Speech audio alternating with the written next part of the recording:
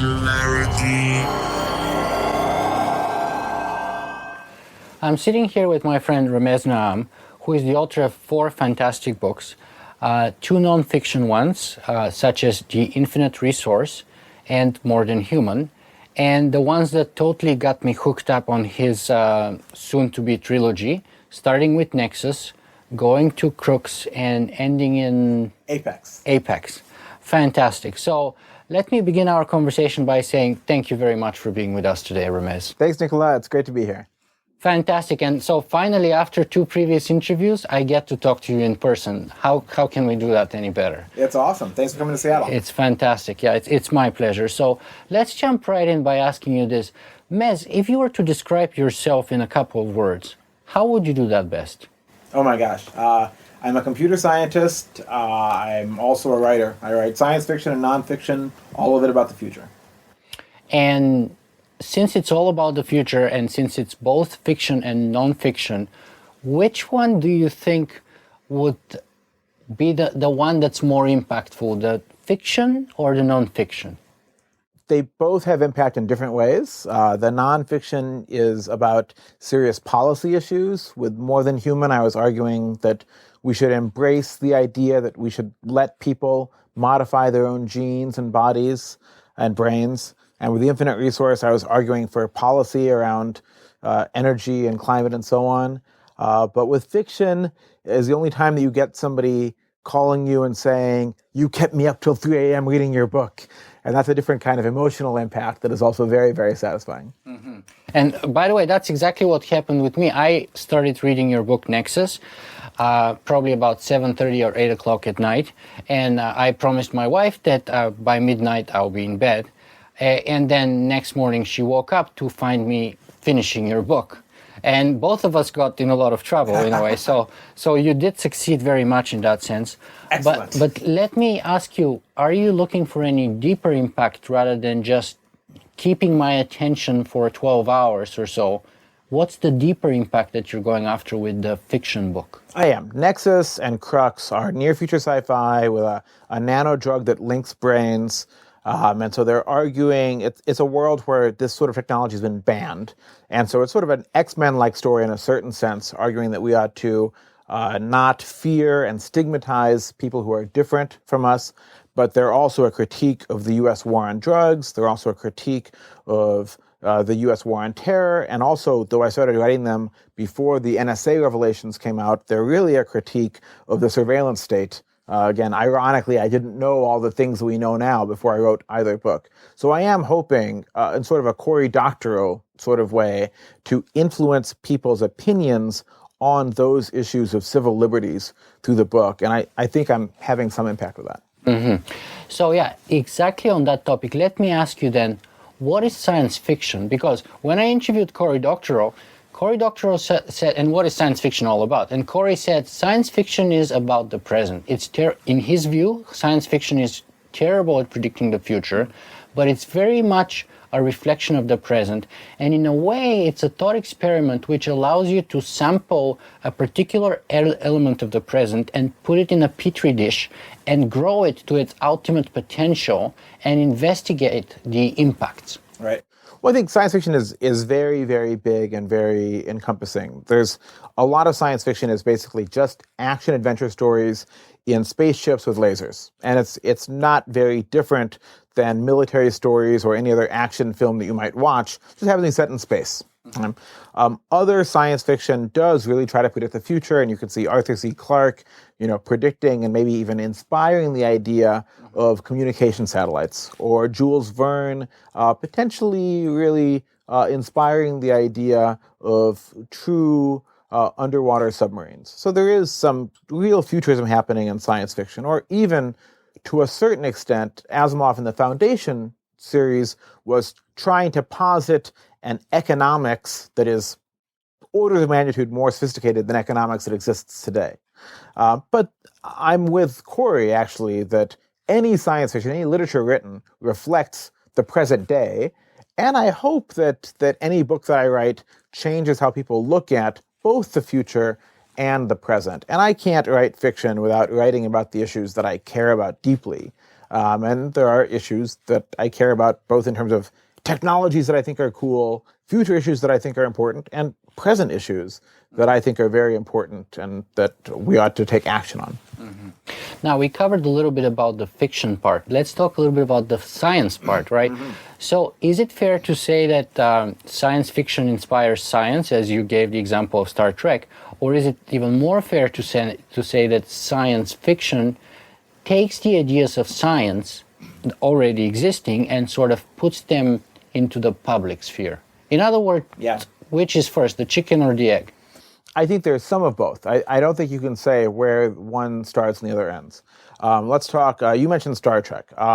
Star Trek, the science in Star Trek is horrible. It's just completely off, okay? Nevertheless, even with dilithium crystals and faster than light travel and humans 500 years from now going faster than light, it's completely backwards from what's really likely to happen. Popularizing real science, and sometimes in pushing scientists in their own fields or in fields of inquiry. In my own books, I try to be as scientifically rigorous as possible. The biotechnology, the biology, the physics, the chemistry, and especially the neuroscience, which is what I focus on most, are as accurate as I can make them. But they're also extrapolating in the future. So I'm communicating neuroscience to a certain extent to the reader.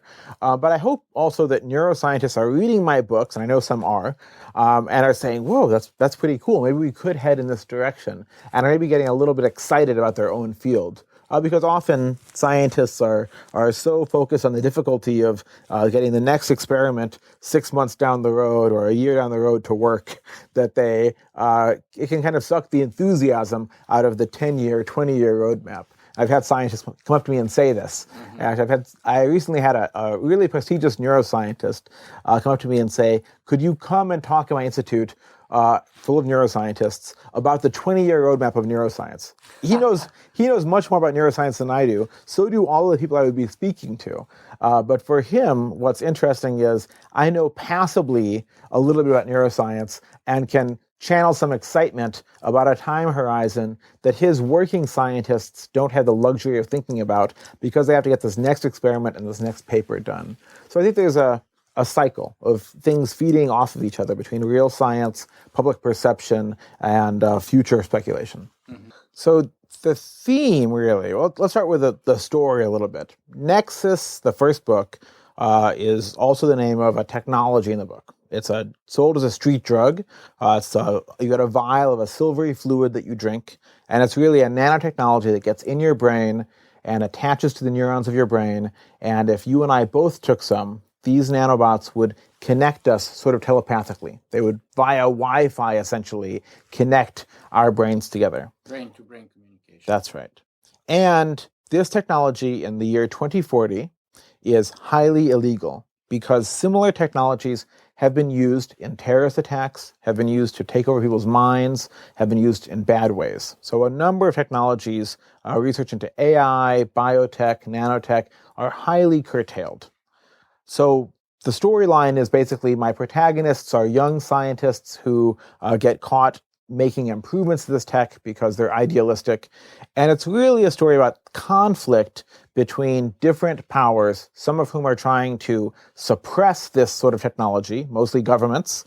Others are trying to embrace and extend this sort of technology, mostly individuals. And the challenges that ensue. They're action thrillers. They've been compared to the Bourne Identity sort of books or to Tom Clancy in some ways. There's a lot of geopolitics. They hop from the U.S. to Thailand, Bangkok to China. There's actually big overtones of Buddhism and group mind in there. There's enhanced soldiers and clone armies and various things. But the real big issue is about power and control and who gets the control over this sort of thing, who gets to decide if it should happen or not, and who doesn't. And again, there's a big sort of analogy to and critique of the U.S. war on drugs, the U.S. war on terror, and the U.S. surveillance state. So Nexus and Crux are out, and Apex will be the final one, come out in 2014. Fantastic. I'm very much looking forward to it because, as you know, I'm already hooked on the first two, and I'm looking forward to the third one. What can you tell us, maybe a little glimpse into the third one? Apex, so Nexus was a book that is really self-contained. It has a beginning, middle, and an end. When we got picked up, we knew that there would be 3 books. Crux is sort of the Empire Strikes Back of the series. It's the dark book. A lot of very bad things happen. Our heroes are in very, very dark places. And Apex is the conclusion. And it's a more political book even than the other 2, which is potentially saying a lot. And it does lead to conclusions, and the conclusions change the world more than anything else. You get into the minds and into the points of view of actors that have been mostly a little bit more offstage. I think I'll leave it at that. Okay, let's leave the mystery. I will say that my Facebook status yesterday was, I killed a man.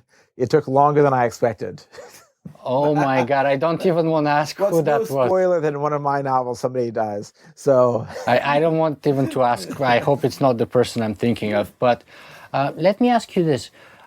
The ideas, I know you don't like the word transhumanism per se. Yeah. That's why your previous nonfiction book is called More Than Human, rather than transhuman.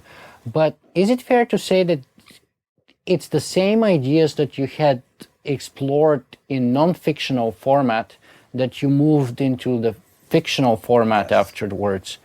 And why? So why do you do that change? Yeah, so More Than Human really talks about the same ethical issues, the same technologies, genetic engineering, brain-computer interfaces, human enhancement, as I talk about extensively in Nexus. And it talks about the same ethical issues. Who can afford it?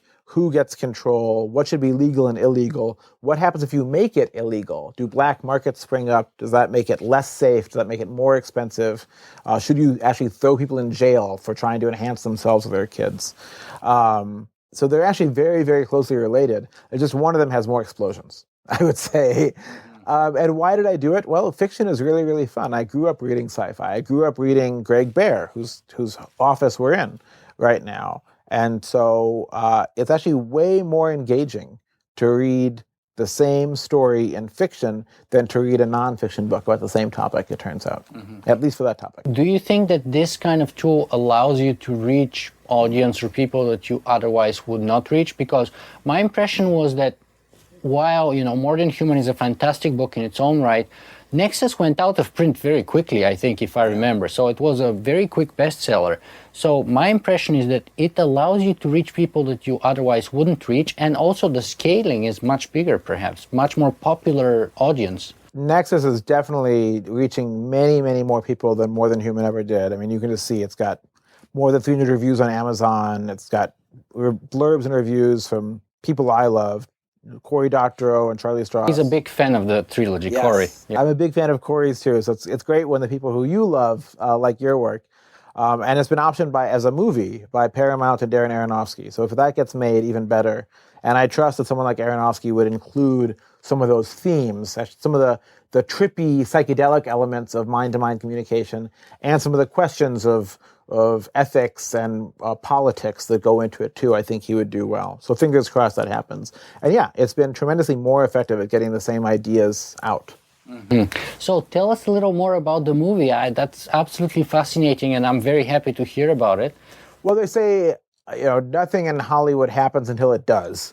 So film optionings are very, very exciting. A small fraction of them actually lead to films. But Aronofsky, as a producer, and 2 writers who have written his previous films, Ari Handel and Mark Heyman, are on board writing the script. And the studio is Paramount. And one of the other producers is Mary Parent, who produced the film Pacific Rim. So fingers crossed, it's in their hands. These things tend to move very, very slowly. But who knows? There might be a movie someday. But just to be clear, are we talking about Nexus, or are we talking about Crux or the trilogy in general? Nexus, yes. Specifically. Where does the issue of the technological singularity fit in your personal view? Right.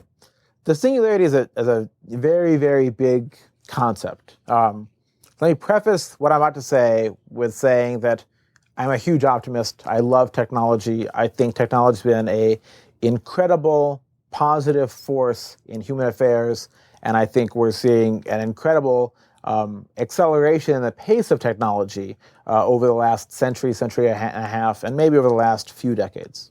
That said, the word singularity, what does that come from? It comes from divide by zero. It means that on a graph, if a number is moving along like this, when it goes up and there's a vertical asymptote where suddenly it goes up like this, and it doesn't just go very high, but literally it cannot go past this point without going up to infinity or beyond, actually, divide by zero. That's a singularity. We use a singularity to describe a black hole, not because we even think that a black hole is a mathematical singularity, but it's because our current formulae break down there. So I think the word singularity implies a whole lot that isn't necessarily there.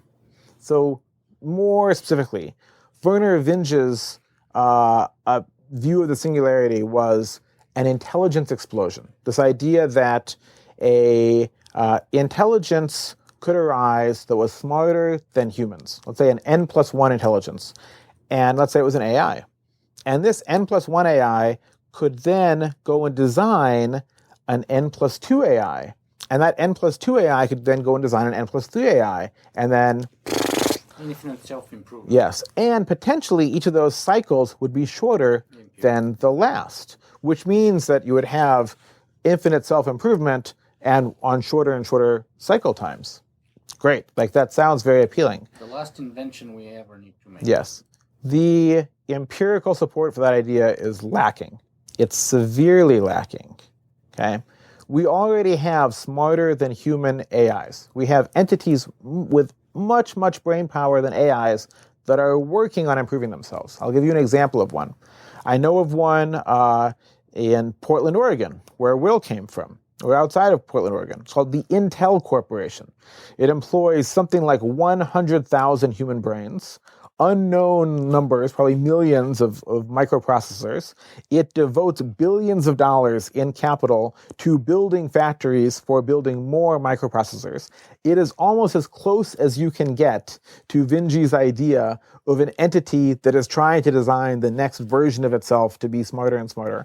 And a whole lot of the design of microprocessors now is actually done in software running on Intel chips. And yet it's not reaching takeoff velocity. It's not exponential in any way. It's not reaching takeoff velocity. I mean, and they actually... We're talking single-digit percentage at best. Yes. I don't have any problem with the concept of greater than human level AI. I don't have any problem with the concept of uploading a human brain either. But I think that an AI that is, let's say, twice as smart as a human is not going to necessarily be able to suddenly create an AI that is 3 times as smart as a human. Because to have built that AI that is twice as smart as a human, it's not going to have been one human that built it. It's going to have most likely been some work of thousands of humans, if not tens of thousands of humans, across probably Google and hundreds of other companies and lots of academics and all the people who've been working on chip improvements over decades. All of their work combined would be the thing that led to that. Mm-hmm. So that AI that is twice as smart as a human being, when we get there, I'll get to that in a second, is not going to immediately turn around and be like, wham, I've got this new thing. It might get a job at Google or a job at Intel as a really great coder working on, or a really great chip designer that's, highly employable as part of the team working on designing along everybody else. Yes. So that's what the more realistic model looks like. Or I'll argue this in a different mathematical way. Computing power goes up exponentially, but the difficulty of many problems also goes up exponentially. Mm-hmm. All right? We see this in modeling of physical systems, for instance. If you want to model things at the quantum level, you have to solve the Schrodinger equation, right? And we actually can't do that for systems more complex than helium yet. And that scales actually worse than exponentially. Okay? If you want to use some good approximations of quantum functions to model things at the levels of actual electrons and so on, they scale at maybe n to the 7th. So that's still actually much better than exponentially. But if you get a 10 million times speed up of computers, which today takes about 35 years, you double the size of the system you can model. That's not nearly as impressive as a 10 million times speed up. Or computers are 10,000 times faster than they were in 20 years ago, in 1993. I don't write books, 10,000 times faster than I did then. Word doesn't seem to run 10,000 times faster than it did in 1993. Like in the real world, these things top out in various ways. They don't top out, but they have diminishing marginal translation returns. Between the hardware gains and real world gains is very greatly diminished, perhaps. Right. So I think those are two separate points that I made. One is that many of the problems themselves show either diminishing returns or the problems themselves are not linear in difficulty, they're superlinear. And two is that the actual design of next generation mines is a problem that is much harder than one mine's worth of work. It's often thousands or tens of thousands worth of mines worth of work. Three is let's talk about how hard it is to get to that next generation AI. There's basically two approaches people talk about. One is humans coming up with a design for the AI. The other is uploading human minds. In the first one, we still to this day have no clue, I will say. AI has been 20 years away for 60 years. I spent 6 or 7 years at Microsoft basically working on AI. I worked on large-scale neural networks, and they're awesome. They're fantastic. And they are nowhere near... They can do things very unlike human minds. If you want to search 1 billion documents very, very rapidly for great keyword matches, they are amazing, and they can do things that a human mind can't. But they can't still do things that a human mind can. And we don't really know what we're missing. So there's a big knowledge gap there, I would say. And the people who are most optimistic about the future of AI tend to not be active researchers in AI. And the researchers in AI mostly say it's not computing power we're missing, it's theoretical breakthroughs. Okay, so that's my personal opinion on that. I have no philosophical objection. There is nothing impossible about AI whatsoever. We will get there someday, but we don't really know when. Basically, you're a mirror image of both Professor Marvin Minsky and Dr. Chomsky, whom both I interviewed recently, and it was very funny for me to watch them come up to the exact same conclusion from very different points of view. Basically, both of them saying outright that there hasn't been any substantial, notable progress whatsoever since at least the 1970s and maybe even from earlier time. I wouldn't go as far as that. I think there has been a tremendous amount of progress, but we still don't know how far away we are from the end goal. But Dr. Minsky shocked me by his claim, and his claim was that it's very narrow AI progress that we're talking about. All the progress is done, say, in places like Google, autonomous self-driving cars, Watson, which are very tight, narrow applications of AI. So it's nothing like general AI. And all of the economic incentive is around narrow AI. Precisely. There's no funding for general AI because it's not commercial. It doesn't have market benefits in the near future. Yeah, there's no market benefit, almost no market benefit you can identify for a truly self-aware system. And there's huge ethical quandaries. If you want to build a system that is self-aware and has intentions and has feelings and so on, what do you do with your beta version that is horribly flawed in some way and suffers depression? Do you just turn it off? Isn't that murder? Oh my God, do you have to start going to your independent review board, your IRB, for each iteration? I mean, how many versions of software do you think that we go through before we ship a new version? Is every version fix a death? I don't really know. So there's a lot of reasons to just keep doing better and better practical, weak AI. And that's where the energy will be for the foreseeable future. Let me roll the tape a little bit back and go back again to your definition and see if I can bring a little distinction there, and if you agree with me. as far as I remember, it was I.J. Good who said that it's intelligent explosion, Okay. and Werner Vinge was the guy who was stressing more the event horizon, and that was specifically our ability to model and forecast the future. Right. So, what do you think about that with respect to the singularity? That kind of radical border beyond which we are unable to look forward, we are unable to model anything, Right. we're unable to say anything whatsoever, which is why he coined it the singularity. I think if it's an issue of the event horizon, then the singularity was really sometime around about 100,000 years ago, because there was a moment in time when our species developed complex symbolic thought.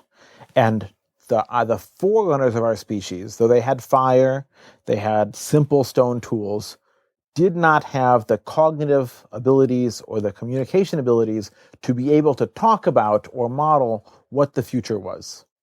After that, our species did have the ability to spin these remarkable tales of what the future was like, to at least spin hypotheticals. And they might have been incredibly wrong, but they could imagine, gods on their mountaintops and layers of turtles or whatever, creating the universe and so on.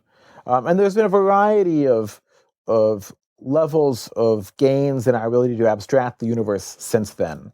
The advent of mathematics, Aristotle, Newton, Einstein, all of those have, to a certain extent, a game theory, right?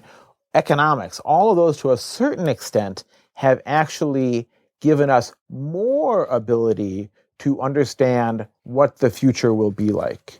Now, we don't understand a whole lot about the future. There's a whole lot that we just don't know. I can't tell you what the name of the country on Earth will be in the future. I can't tell you if humanity will still exist in 100 years. I can't tell you if we will all go up in a nuclear holocaust, or if a virus that we design will kill us all off, or a whole variety of things. I can't tell you a whole lot of things about this. But we have some fundamental understanding, more than ever, about what the laws of physics appear to be, what they probably are, within certain constraints, about game theory and economics. Our understanding of economics is very, very poor, but it's better than ever. And that tells us some things, in combination with evolution, about how things compete and how things evolve and how that works, and the likely patterns of behavior of different life forms and different memes. And so I'd say, to a certain extent, we have pushed back the event horizon over this time. And the singularity is further away, if you want to define it as an event horizon, than it ever has been, actually. But grabbing your evolution thought, let me ask you about sort of emergent artificial intelligence, which people have often pointed out as a third alternative of getting to AI. I've interviewed two people on my show previously, namely Robert J. Sawyer, who wrote a very good trilogy called WWW, Wake, Watch, and Wonder, and also George Dyson, the son of Freeman Dyson, who wrote Darwin Among the Machines. And in both of their cases, they're arguing about the potentiality. One is a non-fiction, the other is a fiction. They're putting forward the potentiality of an artificial intelligence emerging, say, on the World Wide Web, on the internet. So it is fully possible to use evolutionary methods, Darwinian methods, to evolve better and better computer code. And we know that our minds and our consciousness, I actually don't really love that term, but our minds, our ability to think, are a result of Darwinian processes. So there's every reason to believe that using Darwinian methods, we could evolve creatures in software that are intelligent. It would take a long, long time. I mean, if you imagine that in the divergence of humans from the earliest mammals was 100 million years, something along those lines, maybe 60 million years. That's a lot of generations. Okay, that's millions of generations that have passed in that time. And each of those generations was millions of organisms, and each of those organisms would take more processing power to simulate than the largest supercomputers on Earth possess today, by quite a lot, by orders of magnitude. So you're talking about a combined processing load that is now quadrillions or quintillions of times more than all the computing power on Earth to do those Darwinian processes to get to that kind of intelligence. But that, it is a way, if you had huge amounts of computing power, to bypass the we don't know how to do it sort of problem. But I think it's probably inordinately expensive. And it also runs into other ethical issues, because along the way, you're producing creatures that are intelligent.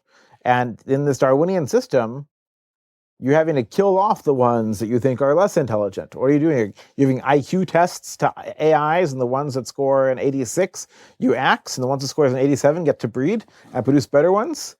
Well, at what point are you now acting in an immoral way? And in fact, Greg Egan has dealt with this a little bit in fiction.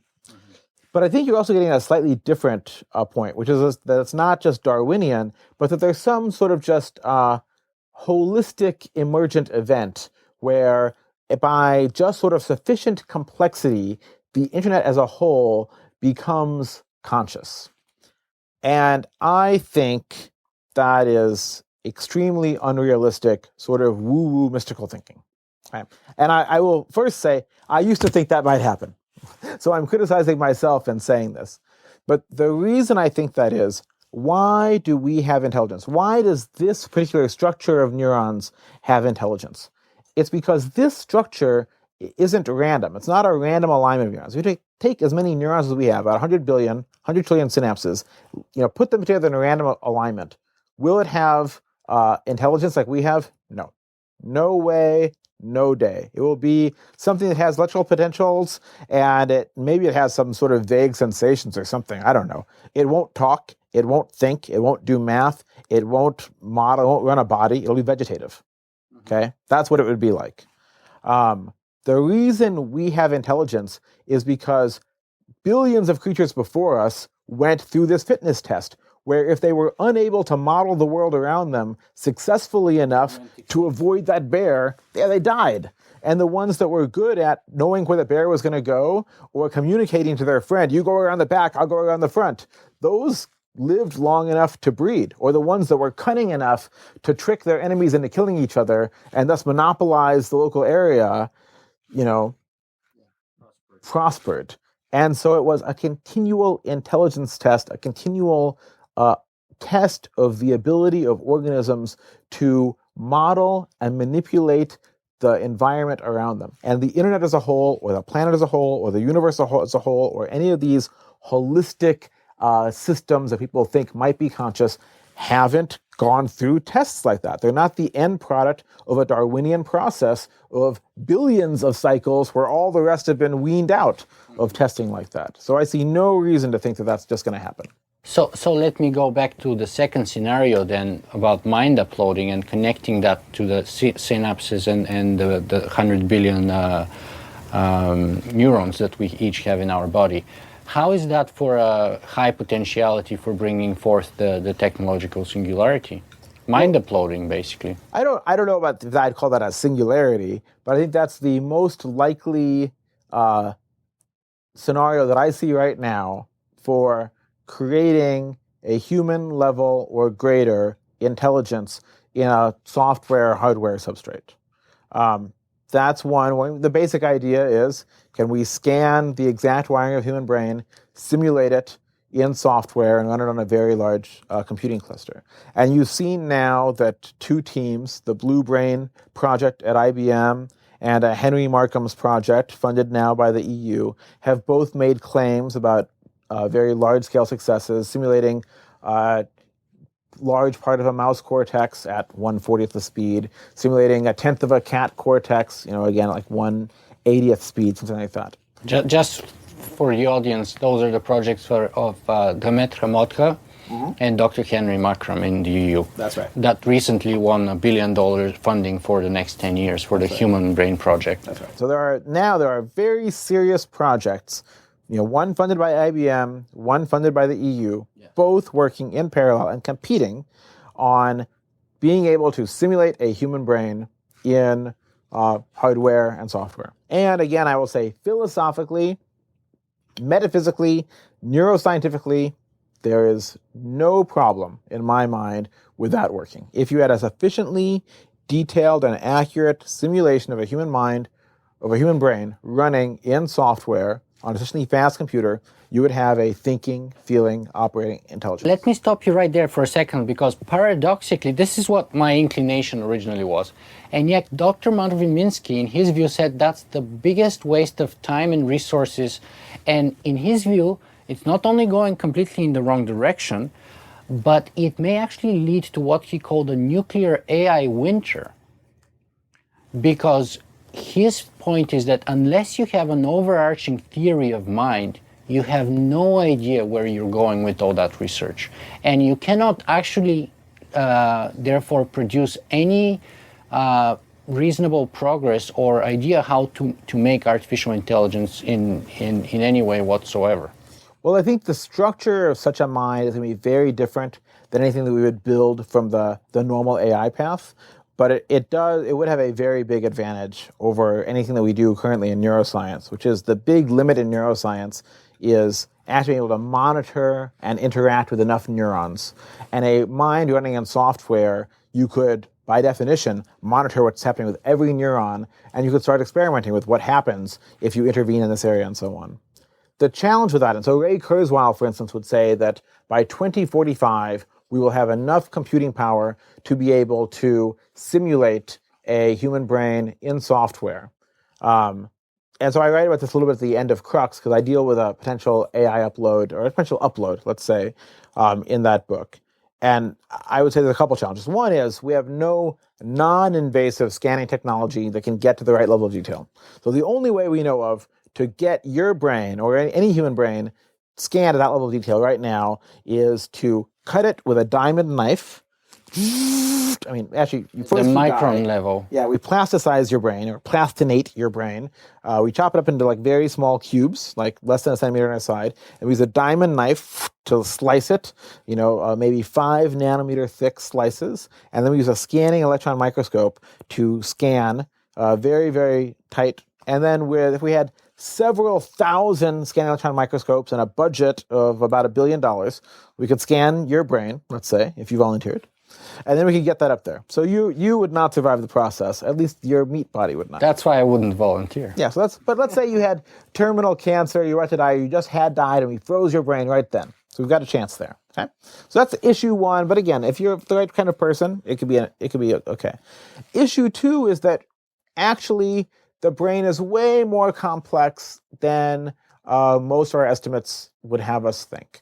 And we keep finding new complexity. So, for instance, the models that Henry Markram, who's funded by the EU, and Dharmendra Mota, who's funded by IBM, use, don't include such things as, we know neurons that don't actually have synapses communicate. We know that electric fields actually carry information across the brain at long distances. We know that individual dendrites of neurons, not just neurons, but individual dendrites of neurons, of which neurons can have up to hundreds, store information. We know that amoebae, which are smaller than neurons, don't even have a nucleus. Amoebae are smaller than neurons. They do things like they hunt. They remember where food is. They have behavior that is orders of magnitude more complex than our simulations of individual neurons. And so why do we think we can simulate neurons at the level of complexity that they are and get the behavior that we're going to get in a human brain? So I think we're underestimating the complexity. And I'll give you one more example. The simulations that Dharmendra Mota and Henry Markram are using would not be able to enjoy coffee or wine, because they're not simulating at such a level that they actually have receptors for caffeine or for alcohol. So that's just a gut check for me. They wouldn't. that implies probably a lot of other things. They wouldn't have, like, I am probably getting a little excited here, so there's probably a little bit more adrenaline coursing through my body. I'm probably releasing, maybe even some more dopamine switching through my body. But there's some neurohormones that I'm releasing. My mood is changing in the course of this conversation, and that's having a psychological impact on me. I would bet that even if we built a fully functioning upload based on their technology, it wouldn't have this behavior. That kind of a feedback would be lacking. Yes, in many cases. I see. So I think that we are still underestimating how complex a human brain is to model by at least several orders of magnitude. That, in some ways, by the way, that kind of was one of the things that Dr. Stuart Hameroff said in his interview when I went to interview him in the University of Arizona. One of the things that I took away personally from that conversation was that it's a great insult to call a neuron a classical computer, as many AI or neuroscientists are trying to do. He says that's a gross oversimplification of all the processes and things that are happening in the neuron. It's not a simple binary 0 and 1 thing. It's not a straightforward classical computer in his view. Well, I think the evidence that there are quantum effects or quantum entanglement specifically in neurons is incredibly weak, and there's very good evidence that there's not likely to be, just from thermal noise perspective. Hameroff is talking about quantum entanglement and quantum consciousness, and I think that's also pretty woo-woo, actually. And we can just see hot systems, a lot of thermal noise, don't have quantum entanglement. It just doesn't survive. So it's unlikely that that's what's going on, or that quantum mechanics is very important in consciousness at all.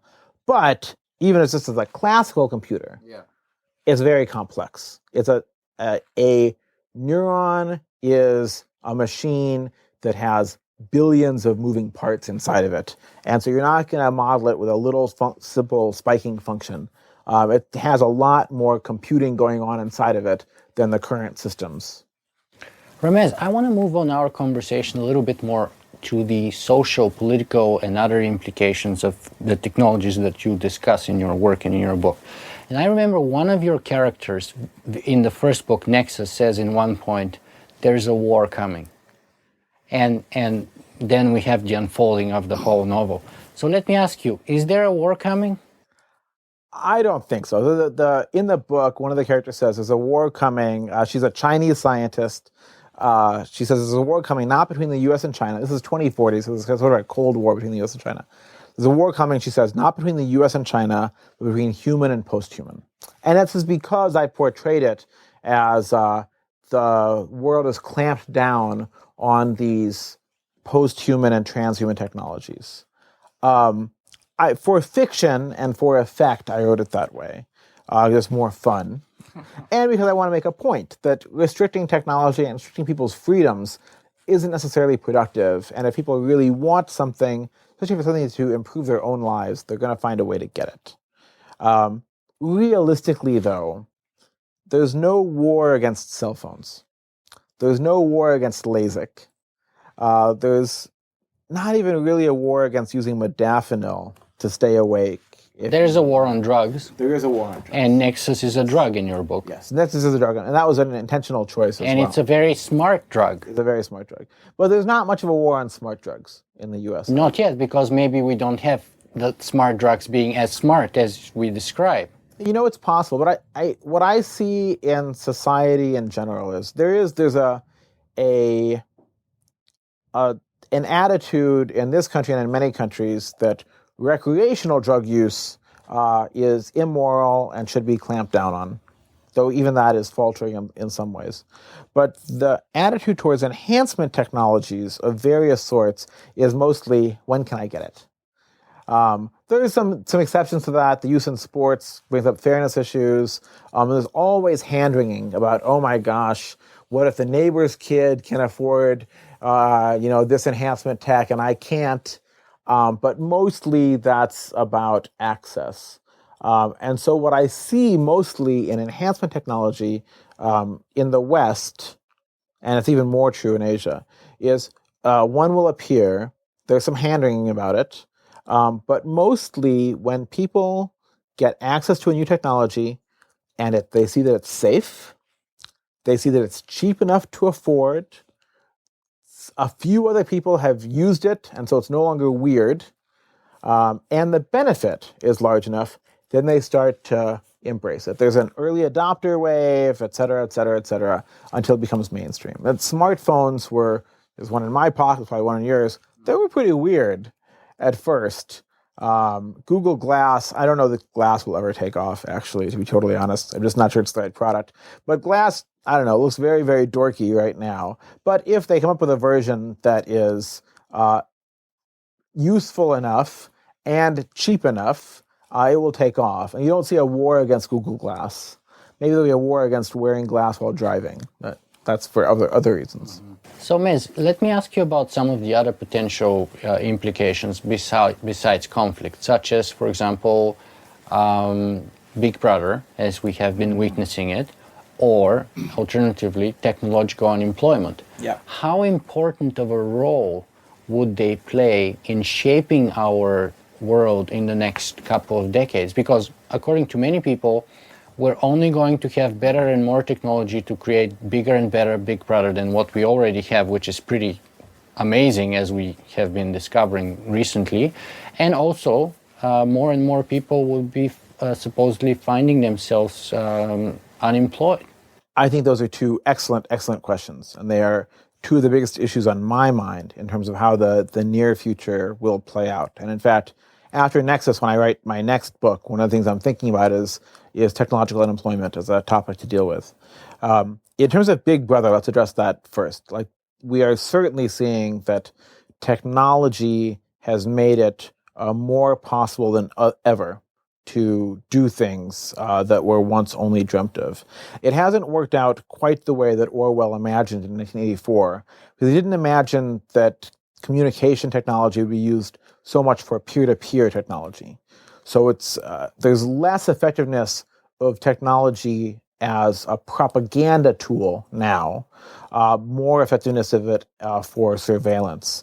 But now, in the 1960s, we had a rogue FBI in this country under J. Edgar Hoover. Hoover didn't like Martin Luther King. He did not like the civil rights movement. And so he directed his agents to bug Martin Luther King's home and his hotel rooms. And then he gathered information about Martin Luther King. He found out King was having an affair. And then he sent anonymous letters to Martin Luther King saying, I'm going to destroy you. I know your secrets. You should give up on your campaign for civil rights. You should retire from public life, or I'm going to release this information. And King just ignored those letters and went on with his life. So that's what somebody can do with in the bad scenarios when they have access to surveillance state.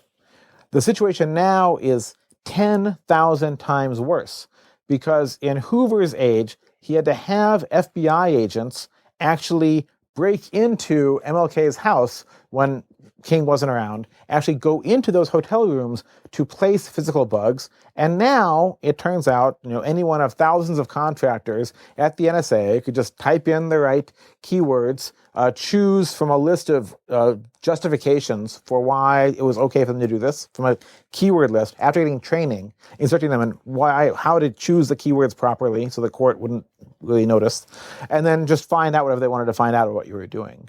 So I actually don't think the NSA has done anything that sinister with the data yet. And I think they probably won't for a long time because this has come to light. But that's the sort of thing we want to avoid. And again, now it's 10,000 times worse, or the abuses are 10,000 times more than they were when you had to physically plant bugs. So I think this is very, very concerning. David Brin talks about the transparent society, and we should just accept that the government's going to spy on us and demand transparency in return. I don't think that's how it's going to play out, because government agencies are extremely, extremely secretive. And I don't think that we should give that much ground. I think that rather we should push in the other direction and say, I demand my privacy is under my control. I will give it out. I will say, I will give away this information to this entity, this person, or this corporation if I get enough value back. But if I have not given you access to my information, you're not going to get it.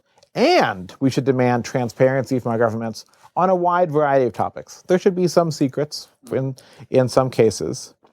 The thing that gives me the most hope is that whistleblowing is asymmetric warfare. That's what gives me the most hope. It's so hard to keep a secret. The thing that's wrong with most conspiracy theories is that it's really, really, really hard to keep secrets. There's always a leak. There's always a leak. And so it just took Edward Snowden, just took one guy to make out with all of these secrets and bring this to the attention of the world. And now, in the US at least, we have public perception shifting. And we will see change on this. We will see action on this. We'll see how strong it is. We'll see how big the reforms are. There will be some. So hopefully they're big enough. We'll fight this fight again. It'll come up again in 10 years. It'll come up again in 20 years and 30 years. In a certain sense, it's almost a little bit too bad that the revelations happen now, because you might have imagined that 10 years from now, there would have been a bigger scandal when we had caught the NSA doing something worse with the data. So for instance, one of the political issues in the US right now is the Keystone XL pipeline has been protested by environmental protesters. If we had President McCain in office instead of President Obama, would the FBI have been using the NSA data to spy on Keystone XL protesters? Maybe. I mean, who knows, But that's the sort of thing that you can see already in the data. We see that the FBI was clamoring for access to this data. The DEA was getting access to this data. Actually, the FBI was in several cases as well. So we were on the verge, actually, of much more seepage of this data out of NSA to many more agencies. And had that happened a little bit more, actually, we would have had much, much bigger scandal, I think. And that probably would have pushed for even more reforms. Even so, I think Snowden's a hero, and I'm very glad this has happened. But we're going to have to keep fighting and fighting and fighting and fighting this fight again and again and again till the end of time. And what about technological unemployment? Technological unemployment is a very real risk. We don't really know yet if it's happening or going to happen. It sure looked like it was happening. In the recession of 2008, we saw unemployment spiked tremendously for people who had the least education. If you had less than a high school degree, unemployment spiked to 16%. If you had a college degree or higher, it spiked to 6% or maybe 5%. But now the people with the least education are seeing unemployment rates drop the fastest. So it's all a little bit in doubt. We've seen the fear before. Ludd, who the Luddites are named after, Ned Ludd, he smashed the original mechanical looms because he thought they would bring technological unemployment. But in every stage in the past, the same machines that have destroyed jobs have come hand in hand with advances that have created new opportunities for people to have new work. I think the situation is actually best wrapped up in the title of a great book on this topic, which is The Race Between Education and Automation, which is, can you keep increasing the skills of humans so that they can fill the niches that best make use of the fact that there's now machinery and that are constantly created. Yes. So that's the real question is, only 28% of Americans have college degrees. Right. So do you think that's really a matter of education, and there is hope that we can actually close that gap and perhaps then eliminate the very essence of technological unemployment? Well, we will see what happens 100 years from now. But I think for the next 20 or 30 years, the real risk is to people who have the least education or the least education in technical and managerial fields. And so the biggest question in my mind is, how do you take people whose jobs are being destroyed? 5 million people in the U.S. drive cars for a living. Their jobs will be destroyed. How do you take those people and retrain them, help them get new skills to find jobs that are valuable, that are more valuable than waiting tables? And that's something that our education system is not good at. And that's a really, really big question to me. So I don't think we have to have technological unemployment, but I don't think we're well geared today to adapt to the technological unemployment that will be created. Ramez, you have a lot of very interesting things to say about a number of issues that we have touched upon today. For those of us who may be interested in following further with you and finding more about you and your work, what's the best place to do that? You can follow me on Twitter at Ramez, Ramez, or on my website, rameznaam.com. Mez, science fiction authors are very well known for having incredible imaginations and being able to push the envelope to the next level. What is it that did that same thing for you recently? What is the one thing that totally blew your mind, that you totally didn't expect, and that was like, oh my God, kind of a revelation for you? Well, I'll give you two things, actually, or just 2 pointers to people. One is the videos of Jason Silva, who does an amazing job taking concepts of the singularity, but also just current science and current philosophy, and just publishing them in a very riveting way. They're often very short. So I just say, if you want your mind blown on a regular basis, go watch this stuff. And then in books, the work of Hannu Rajaniemi, who wrote The Quantum Thief, he really writes a post-singularity, if you will, post-uploading, post-space colonization of the solar system set of books that are amazingly well done and super fun to read. And those are the best portrayal of a world radically changed by things like uploading that I've seen ever, I think. Fantastic. So, Mez, we've been talking to you today for maybe almost an hour. What do you want for people to take away from our conversation with you today? What is the most important thing that you'd like them to take? The future isn't set in stone. The future isn't created.